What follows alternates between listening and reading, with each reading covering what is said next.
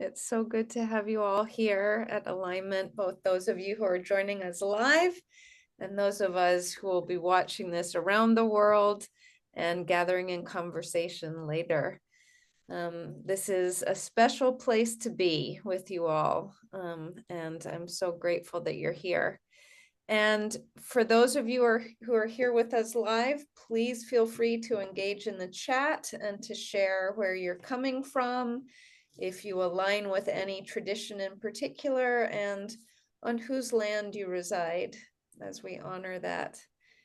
And Cassidy, I'm just so delighted to welcome you here. I think it was probably exactly a year ago when we initially made contact, and I was on Iona at that time, and here I am back here. So it feels lovely, full circle. I just want to share, I usually do not share people's bios because I don't like to tell other people's stories for them, but I do want to share that when I picked up Queering Contemplation, your beautiful book, and I read this paragraph, I knew that alignment was a place that we needed to have you. And I'm sure that those of you who have been to many alignment events will recognize why when I read you just this short paragraph.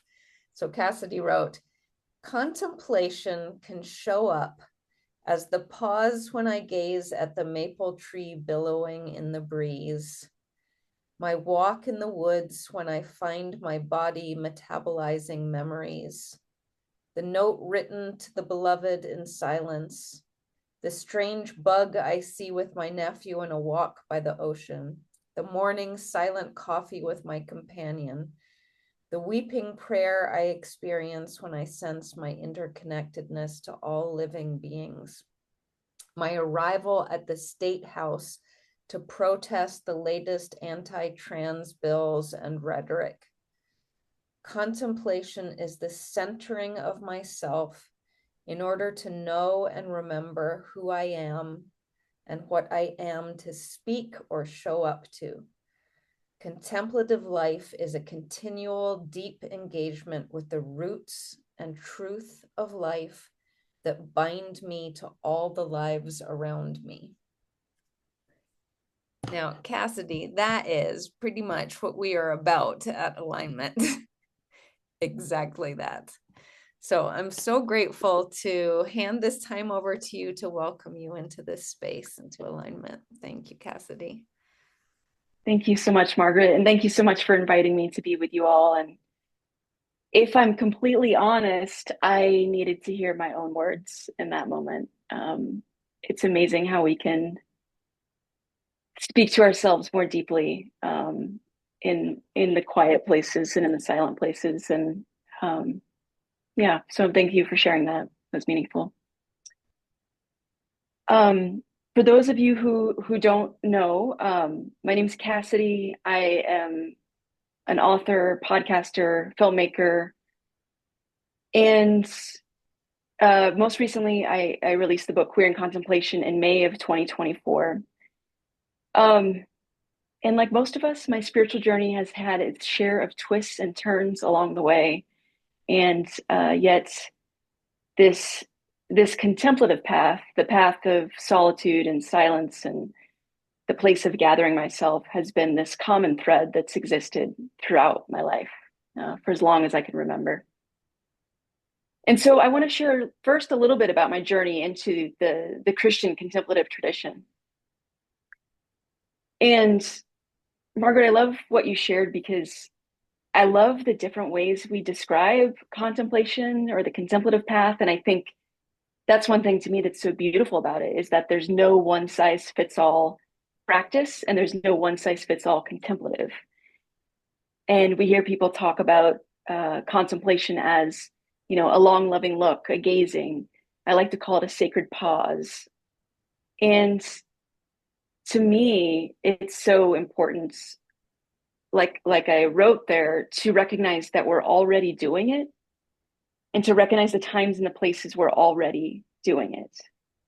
And because when I first came to contemplation, it felt a little stiff. It felt a little unattainable. It felt a little out there and not right here. But yet it's a practice, it's a presence, the practice of presence that is always right here.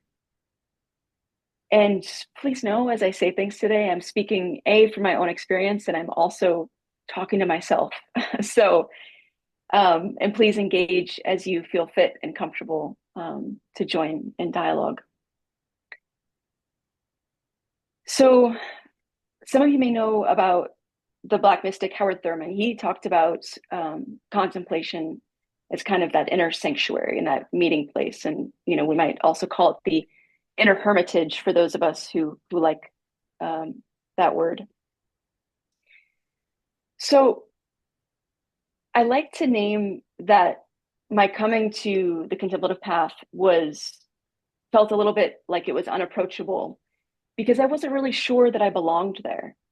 And a part of that was because I came through the work of the Trappist monk, Thomas Merton, who, you know, was a monk that lived in a monastery in the Kentucky woods, and he died in 1968.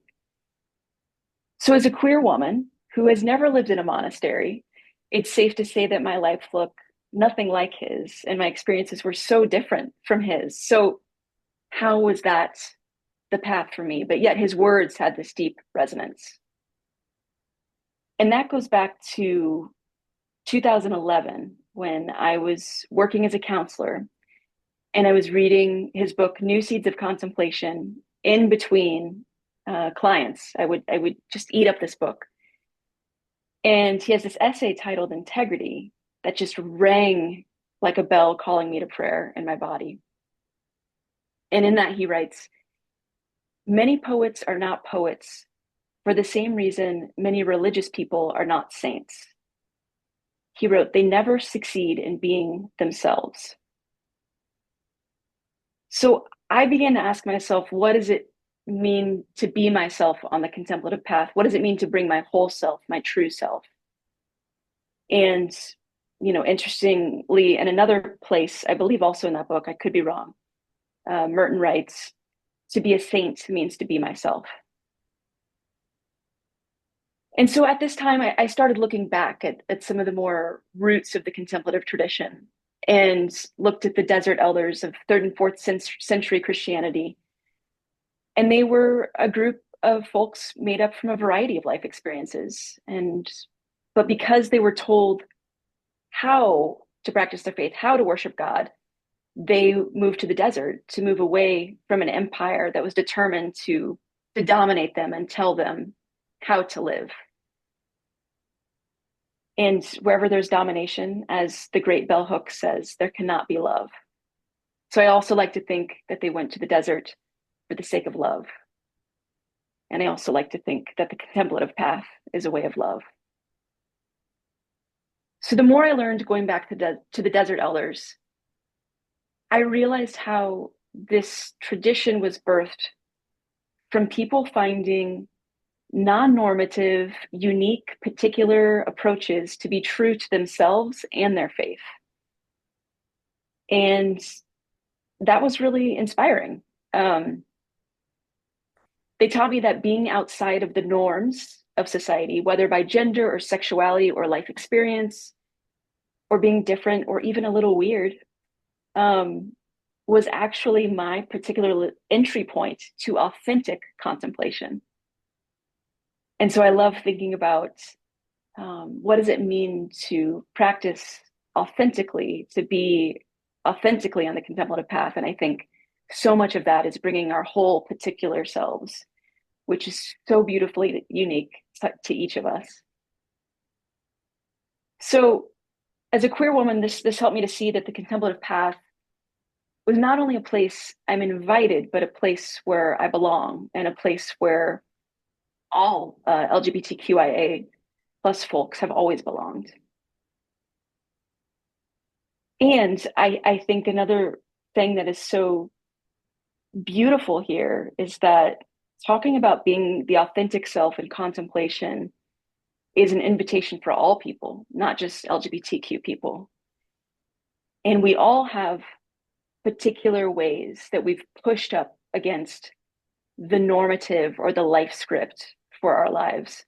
I just did a talk a few weeks ago with a friend who is Catholic, and she talked about her experience of divorce and how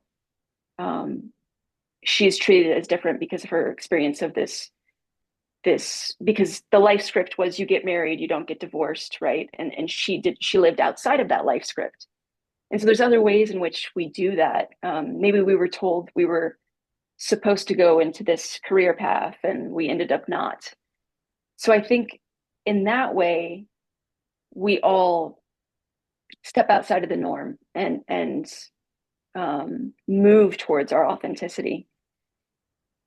And now I want to move towards telling a story and kind of get into what I mean by the word queer and how I'm using it in a particular way. And again, I'm speaking from my life experience. I'm not speaking for all queer people. I'm not speaking for all contemplative people. And before we get there, if there's anything that anybody wants to name or bring up or ask, I'll take a little pause here.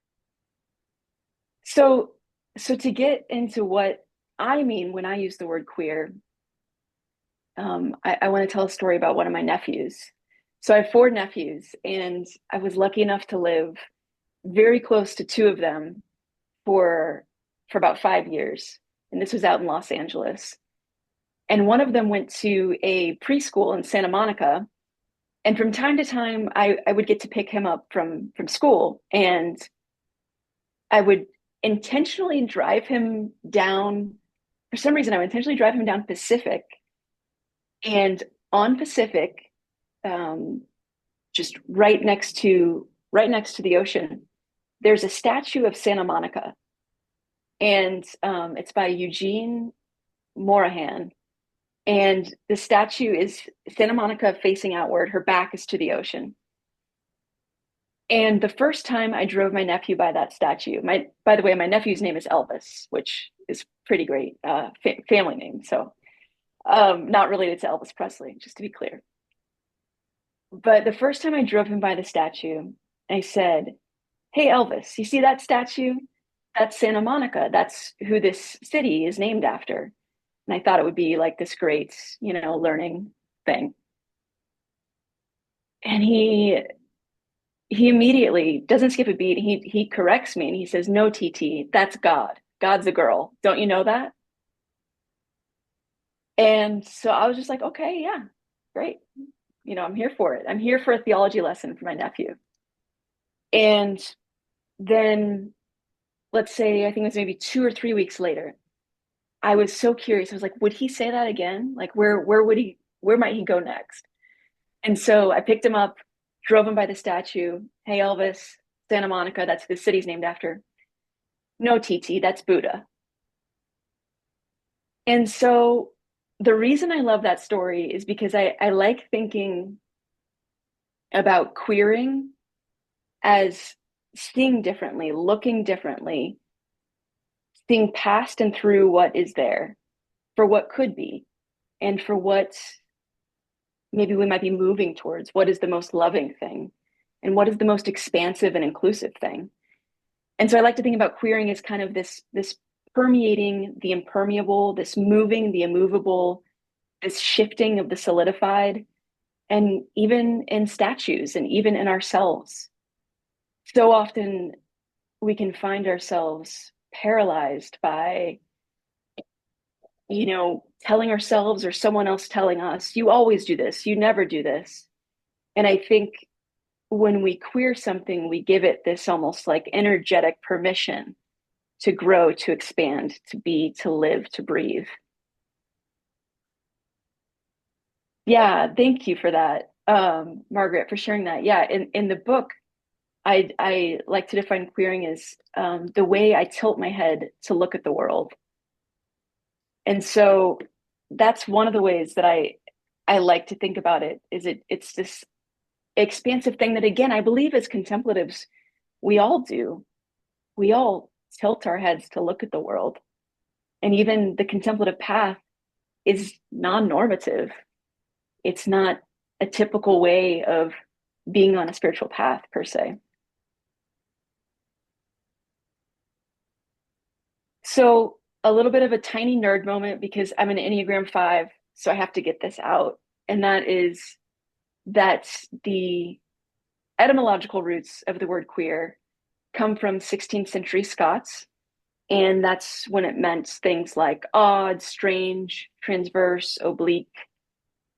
And it wouldn't be until the late 19th century, about 1894, that the word began to reference sexuality, and specifically homosexuality. So the reason I like to talk about that is because it's a reminder that the majority of the life of the word meant something else, but also, so this reclamation of the word we're seeing, right, to me, is kind of actually moving back towards its origins.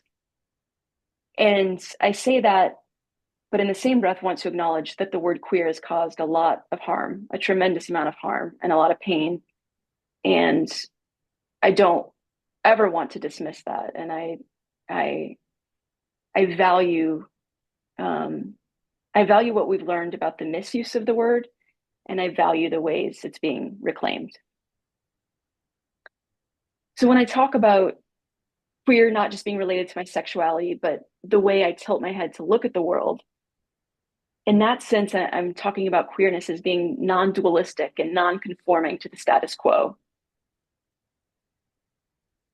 And I love this other definition of the word queer from the Reverend Dr. Pamela Lightsey, who wrote Our Lives Matter, a Womanist Queer Theology.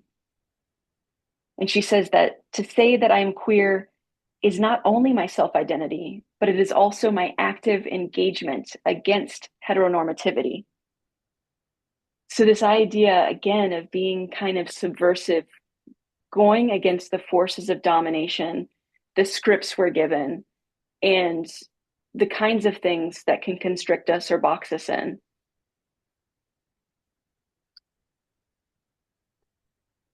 And one of my favorite ways to talk about the word queer, of course, comes from a poet, because all the poets know how to talk about things.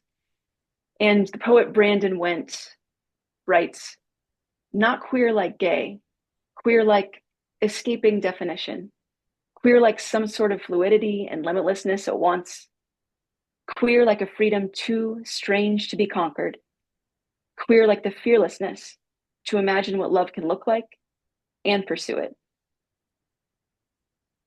So I love that, just this idea of queerness as magic in the body and the lens and the life. And again, this expansive freedom. And similarly, the Reverend Dr. Barbara Holmes talks about contemplation as being non-normative. And she says that contemplation is not confined to designated and institutional sacred spaces. And I know also in her book, Joy Unspeakable, she talks about contemplation being found in shouting, being found in dance, and being found in these ways that, again, are non-normative, are different, are vary from the script we're told of what this thing is. So in that sense, I experience queerness as this resistance against norms, expectations, binaries, boxes, life scripts, categories, and queerness as a loving presence detached from forces of domination, which could be patriarchy, heteronormativity, ableism, ageism, whiteness, capitalism. Queerness is permission to live more expansively with greater expression in our own authenticity, our own infinite becoming. And in that sense, I see queerness as prophetic, a way to see beyond what is for what could be. And so I think it's important to, again, right, we're talking about how queerness and queering is not just for LGBTQ people. And I think there's ways it can invite us into our own authentic contemplation. And I think by that, what I'm saying is I think we can queer our contemplative practices by engaging in new practices and accepting the way they change us, the way they invite us into more of ourselves.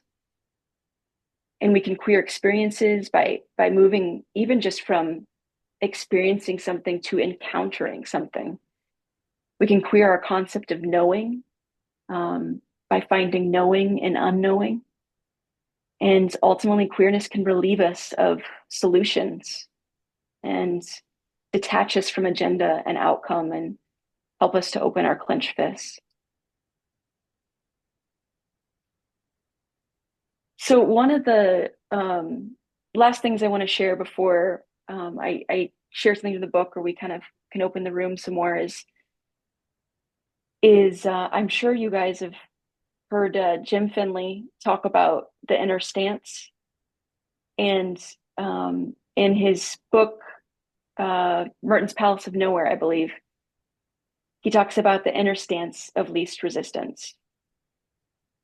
And the reason this is important to me is because I think by the nature of our most authentic selves often being at least having some part that is non-normative, I think sometimes it's really hard for all of us to access our whole true selves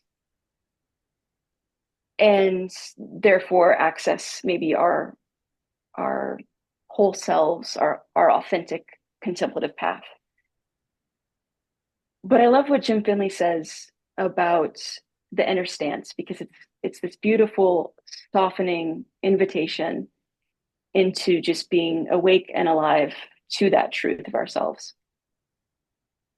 And he says, the poet cannot make the poem happen, but the poet can assume the inner stance that allows the least resistance to the gift of the poem.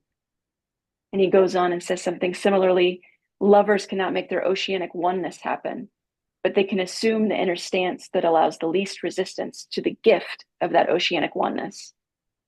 So similarly, I wonder, we can't force that authentic contemplation, but can we assume the inner stance that allows the least resistance to the gift of that authentic path? And I say that knowing full well that I'm also inviting myself into that and continuing to do that work myself. I know that that's a lot, so let's open the room maybe for some conversation, and then I pulled up a excerpt from a chapter I could read if we wanted to go that route. And any of those quotes, I'm happy to put in the chat if that's helpful for people.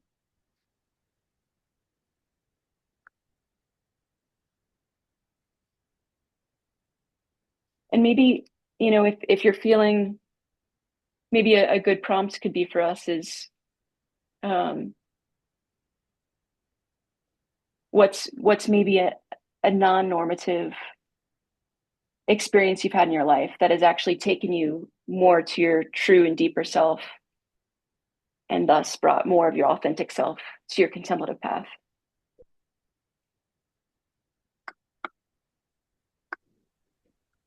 Cassidy, we were speaking just before others came on about the appreciation and experience of Reverend Dr. Barbara Holmes and what she's brought to the field of contemplative thought. Yeah.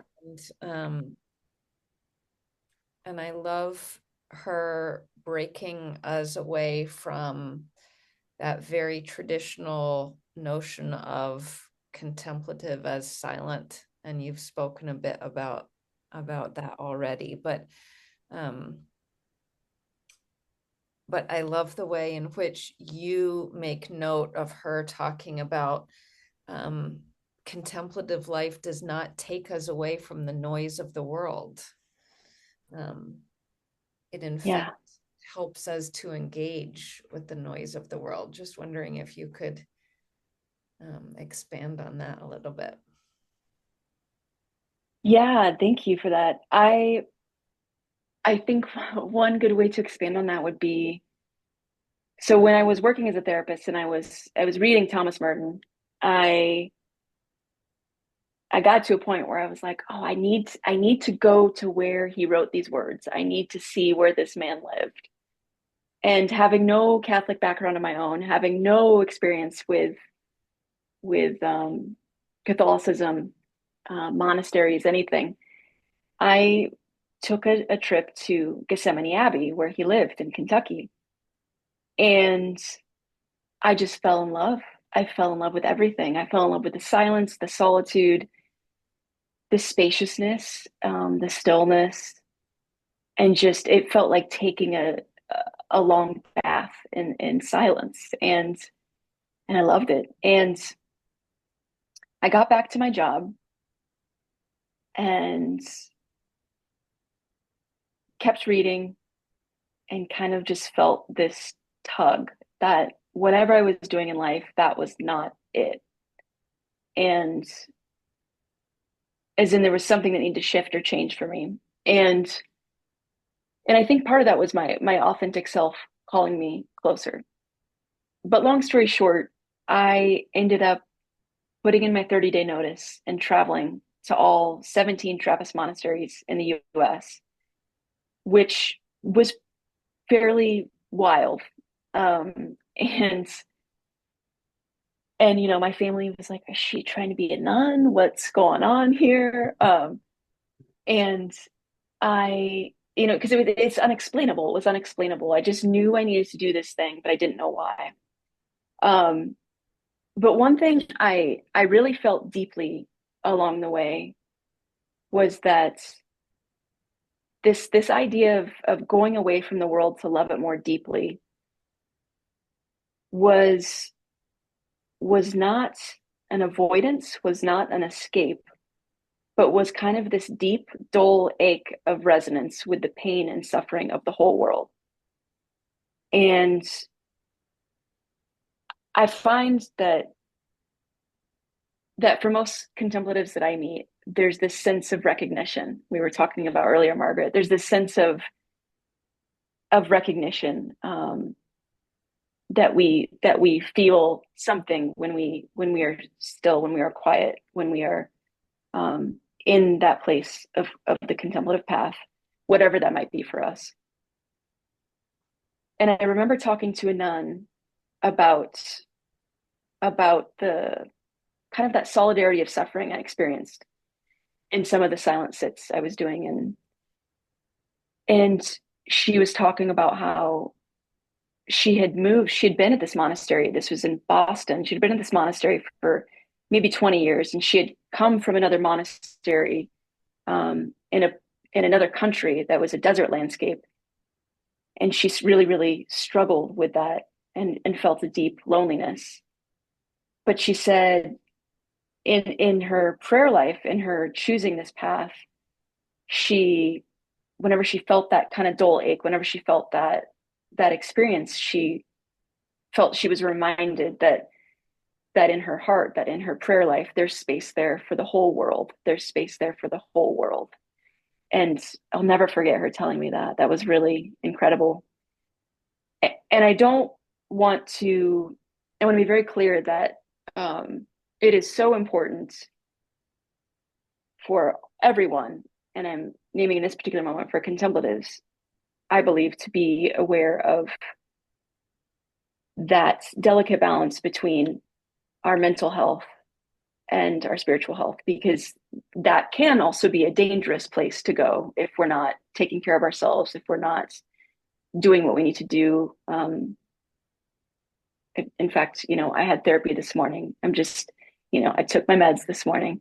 I think that it's really important to recognize that we need to stay safe when we go to that place.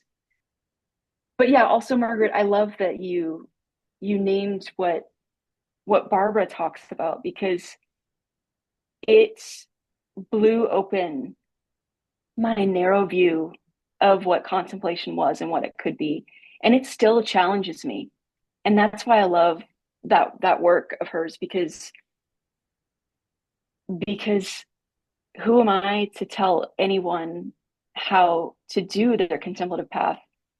And also, how can I grow from doing it differently, from joining in dancing and shouting and singing and kind of getting in that almost trance-like space in doing those things to meet that contemplative spaciousness. And I think that's such a gift about all of us that we bring to the path, is that we all bring something we can learn from each other. What a gift that is of the contemplative path, but also what a gift that is of the image of the divine as expansive, as an ever widening incarnation in our midst. Yeah. But it's one thing I've been telling people is to kind of embrace their sacred weird. And I love that we all have that, right? And your story of it all makes us feel like an outsider, but you're like reclaiming that. You're reclaiming that what that feels like, but also you by reclaiming your name. Yeah, I didn't read this just now, but I'll read it out loud now. I've always done things in my own way, which is at once the way that comes naturally to me, that is honest, sincere, genuine, unforced, but also perverse. Although you must remember that this word means per, through, verse, poetry, out of the way and wayward, which is surely towards the way, and that to be queer, to follow your own weird, is wholeheartedly to accept your karma or fate or destiny, and thus to be odd in the service of God, whose service, as the Anglican Book of Common Prayer declares, is perfect freedom. I know for me, I was just talking with someone the other day about how, like, oh man, I'm really out of my routines. I'm really off my routines, my even like my morning walk, my like all the things, or even yeah, just so much. But long story short, in my therapy today, I talked about how last night I made the decision. Okay, I have a lot of shame about this, but I'm going to say it. I really believe in not watching things in bed, but I have been like watching TV shows, right? So I have been, but I want to get back on my reading routine, like read, go to bed, perfect. Like I sleep so much better. And I know this, right? I know I feel better. And I was talking about last night, I made the decision to do that, to read. And because I'd been gone from it for a while, it didn't feel as good as it usually does. But there was the glimmer of, oh, this is why I love this. And luckily it was what I was reading. I don't know if you guys have heard of Gretel Ehrlich. She wrote The Solace of Open Spaces. Beautiful writer, beautiful writer. And all that to say, it still wasn't perfect. Like my phone was still in my bedroom, or my iPad was still in my bedroom. But I think like this goes back to the beginning of the conversation. To me, like we have to recognize where we're already doing it. We have to give ourselves credit somewhere.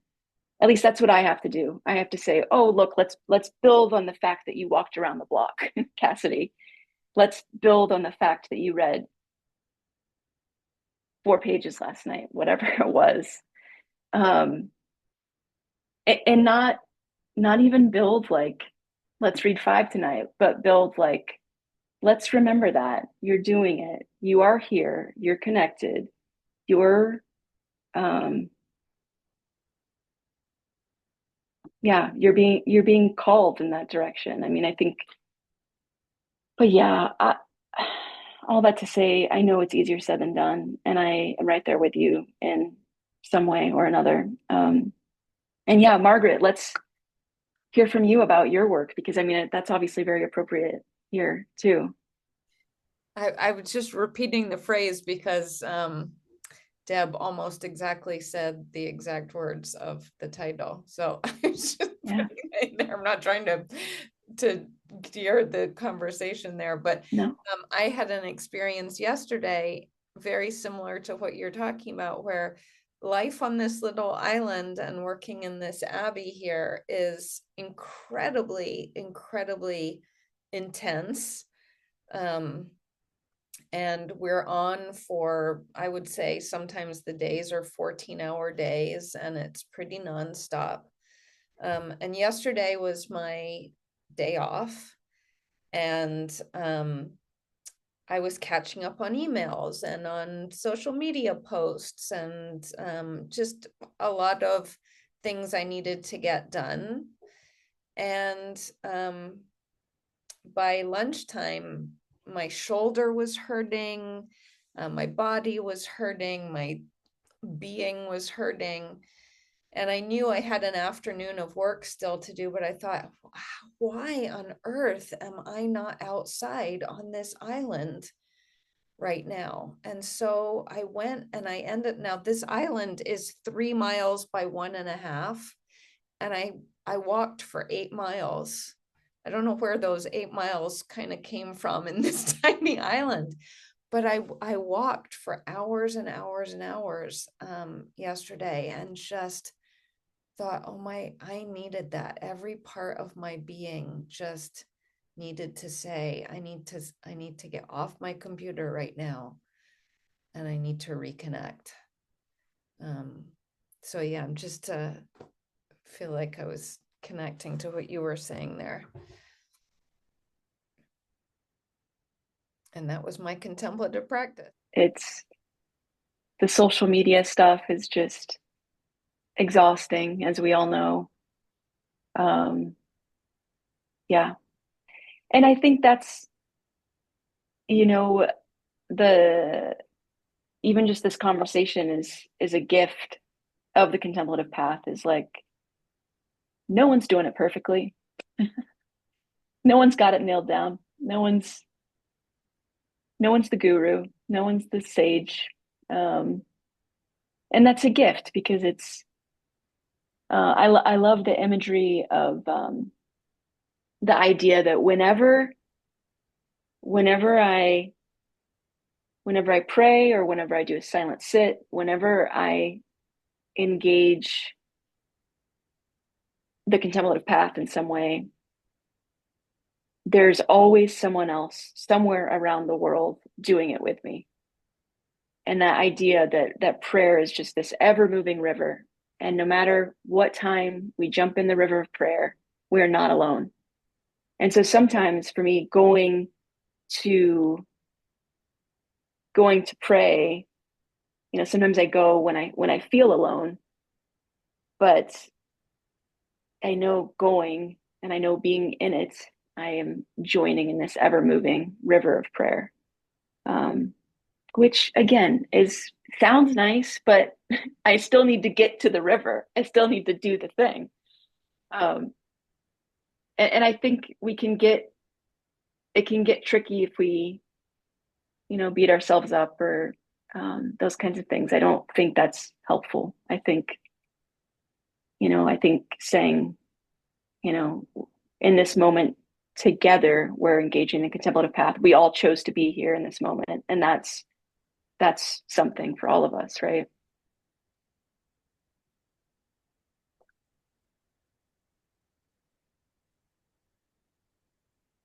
Any other thoughts in the room, or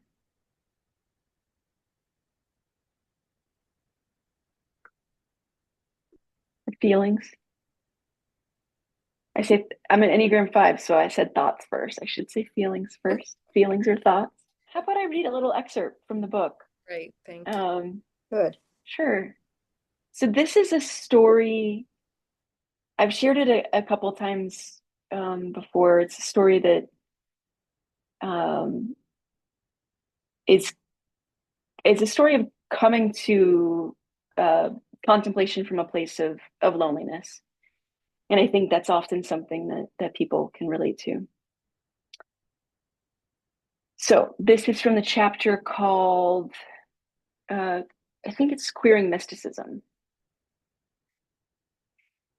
Similar to the ways contemplation and action have been enmeshed since time immemorial, eroticism and mysticism are partners, much as the mountain is covered in trees and the sea is next to the shore. While I can't recall the first time I felt that sense of electricity between myself and another person, I do know it wasn't until much later in my life that my sexual desires and expressions were able to merge with my spirituality.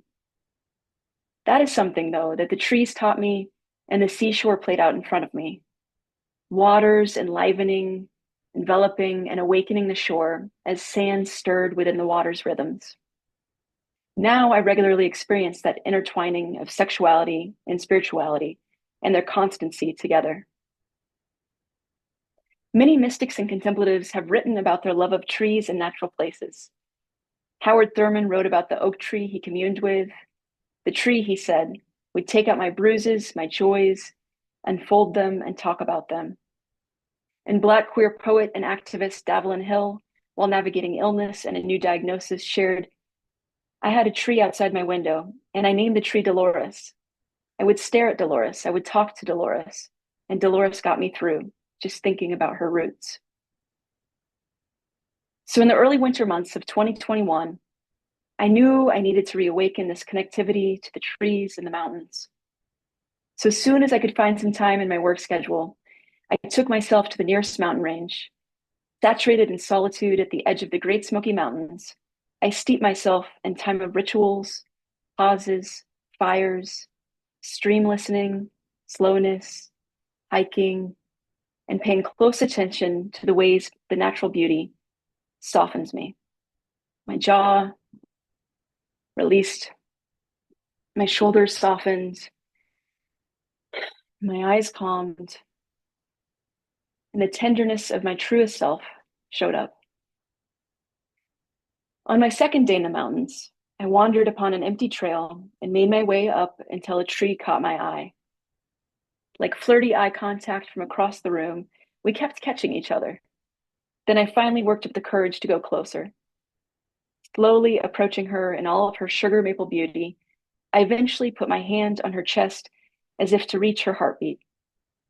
Then I turned around and put my back up against hers. Sliding down her spine to the ground, I felt her trunk cup my back like a chair she made, just for my body. Just for me, I thought. No matter the ground was wet, I sensed a deep belonging. Elated by the moment with her, I basked in some kind of a romance taking place between us. She spoke to me the words of affirmation I'd been reciting to myself in recent days, words I'd longed to hear from outside myself. You are okay, she told me. You are good enough. You are loved. You belong, she reminded me. You will get through this. You will be okay. Then I felt her loving arms wrap around my waist as she whispered what I'd been needing to hear most. You are here. You are here. You are here. My face immediately softened even more, in the way it does only when I'm in love, when I feel safe and vulnerable, when I feel at home, and when I remember to be instead of do, when I recall that being is enough. I am enough, and the moment is enough. For some time longer, I sat with her, embraced by her, and in the silence, I listened longer. I softened deeper and deeper into her, feeling like I was falling into her roots of wisdom. Immersed in her silent witness of the world, I accepted her love, her boughs covering me like a blanket. I considered the pathways of her roots and branches, binding her to other trees, to other life, to other humanity, to me, to you, to us. She taught me to breathe deeply again, and she led me into the mystical encounter of love, where borders dissolve and where we can sense the truth of our interconnection. Eventually, the trail called me back. I stood up, bowed in gratitude, hugged and kissed her goodbye. I kissed a tree, and I liked it.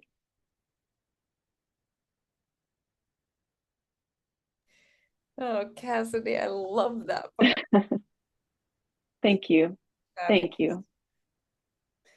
Such a treasure to have you here. Would you be willing to tell people what you're working on right now? What you're finishing? Absolutely. I'd love to. Yeah, I am finishing my dissertation and it's on queering mysticism. So it's kind of about uh, about that chapter. Actually, interestingly, I'm focusing on three particular areas of queering mysticism. I'm focusing on this idea of embodiment and eroticism, and I want to name very clearly that when I talk about eroticism, I mean eros, I mean the life force in all of us, right? I'm not specifically talking about sexual things or sexuality. I think when we minimize the erotic to the sexual, we lose so much of it. And so, so that's first section. Second section, I'm focusing on uh, mysticism and nature, and so kind of that entanglement. And then the third section, I'm focusing on mysticism in the present moment, and so the ways in which um, mysticism shows up in the streets of protest or in these kinds of ways where we hear from the prophetic. And as the great Dr. Barbara Holmes talks about, she talks about public mystics, and she talks about folks like Martin Luther King Jr., Fannie Lou Hamer, Malcolm X, and she, in her book Joy Unspeakable, talks about the ways that mysticism can be a public thing.